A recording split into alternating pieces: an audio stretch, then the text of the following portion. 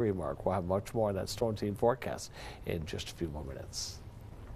Mark, thanks. Tens of thousands of students in the southeast dealt with significant school disruptions after Hurricane Helene swept through the area. Carter County and Johnson County students didn't return to class for a month. Unicoi County students were also out of the classroom for weeks.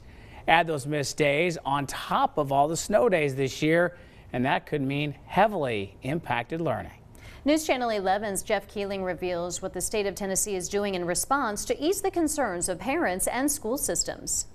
A welcome bit of news from Tennessee's Department of Education for students in area counties including Johnson, Carter, and Unicoi that missed weeks from Hurricane Helene damage and have since seen the snow days pile up. When they perform on their test at the end of the year, if their grade can help their final grade, then it can be counted, and if it hurts it, it cannot. Unicoi County Director of Schools John English is talking about TCAPs and, for older students, end of course exams. Obviously, learning's been impacted this year, going back to the flood. I think they did right by the students in terms of making sure that there's not a negative impact to them. TCAP scores usually count for 10% of the grade for 6th through 8th graders. High school end-of-course exams, 15%.